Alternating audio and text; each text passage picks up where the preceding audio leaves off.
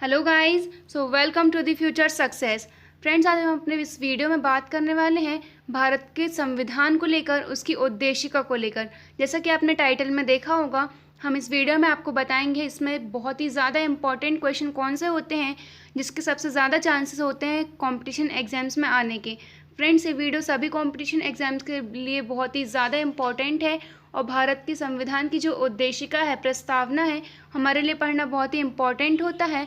और most important thing is this कि हमें इसको लाइन से याद करना बहुत ही ज़्यादा इम्पॉर्टेंट है। तो चलिए देख लेते हैं हमारे भारतीय संविधान की उद्देशिका क्या है और उसको लर्न करते हैं।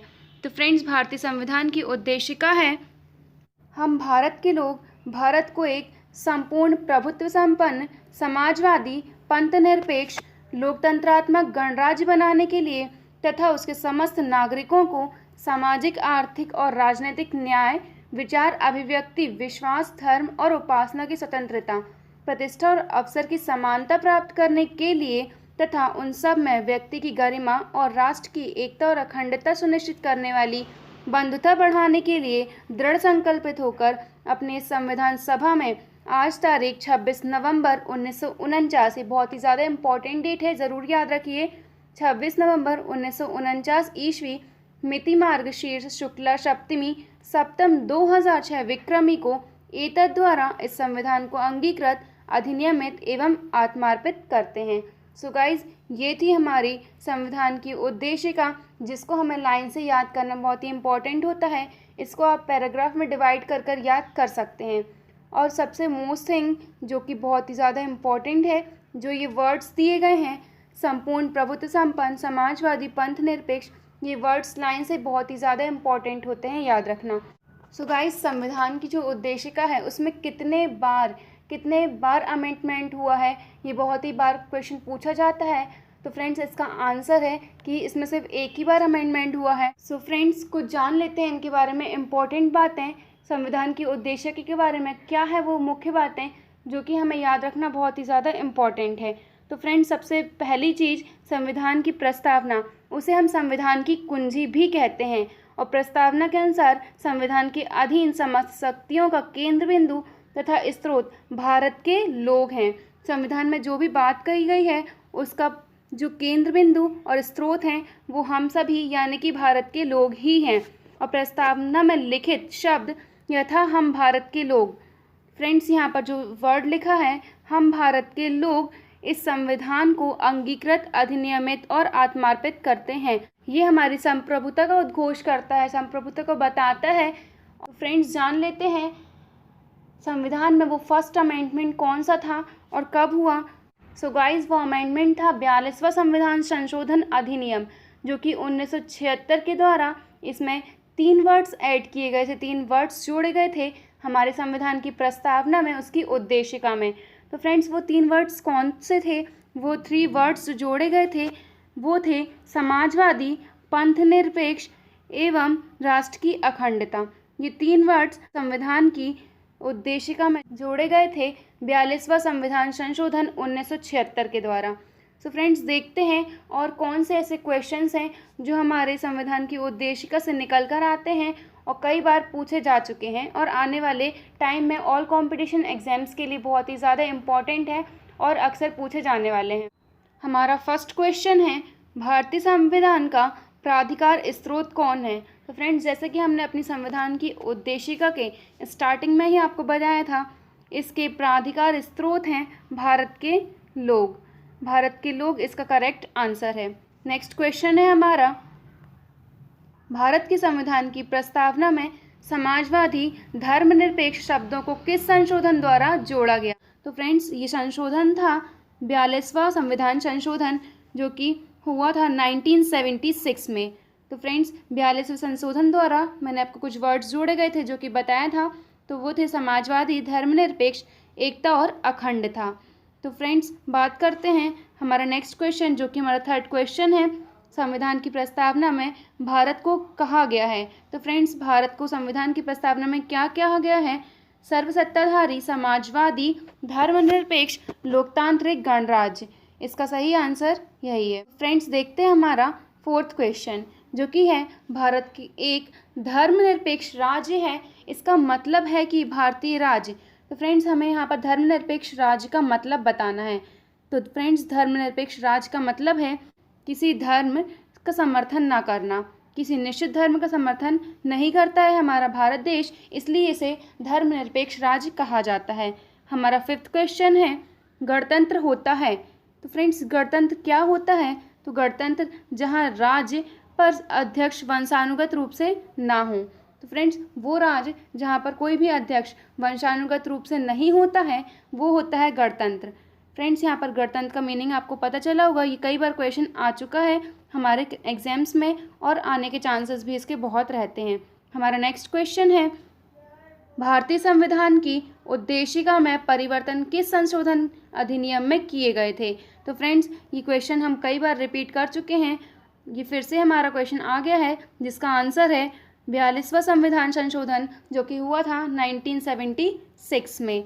फ्रेंड्स कई बार इसके ईयर में कंफ्यूज कर देते हैं, आपको ऑप्शन तो दिए होंगे 42वां संविधान संशोधन, 2 या 3 ऑप्शन दे देते हैं, बट ईयर में ज़रूर कंफ्यूज कर देते हैं 1978 और 1976 में।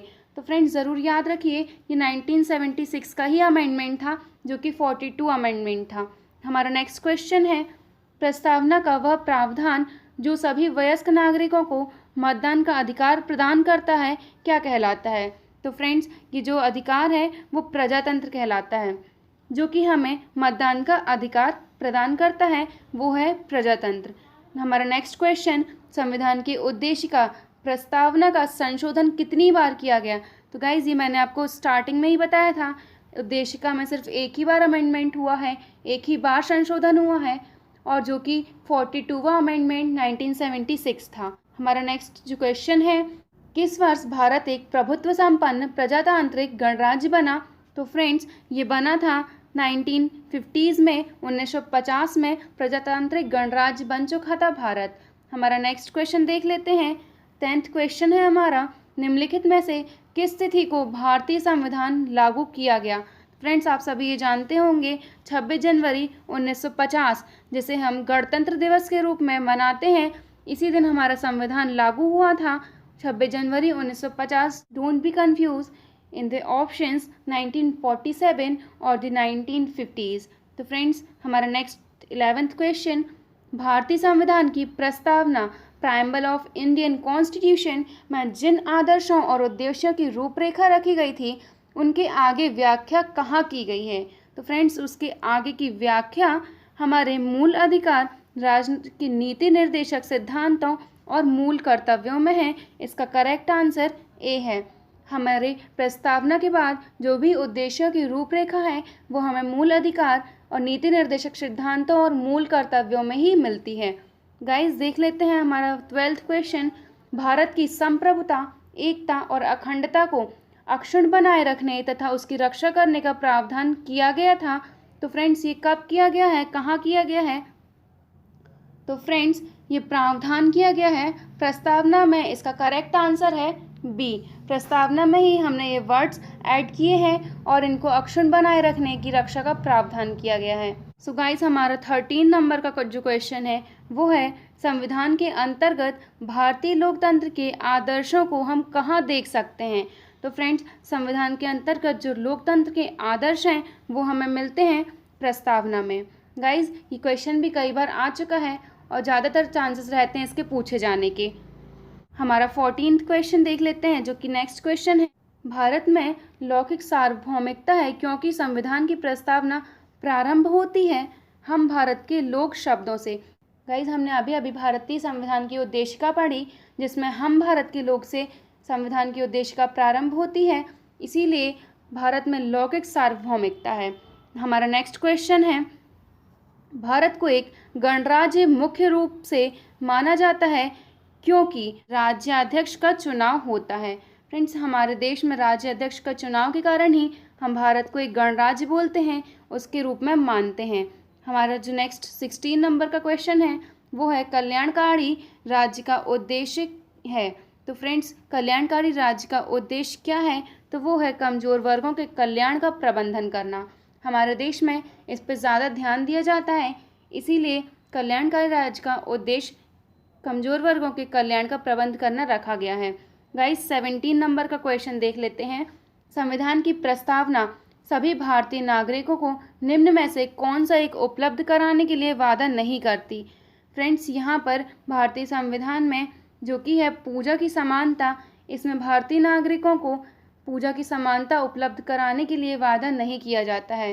संविधान की प्रस्तावना में पूजा की समानता को लेकर वादा नहीं किया गया है।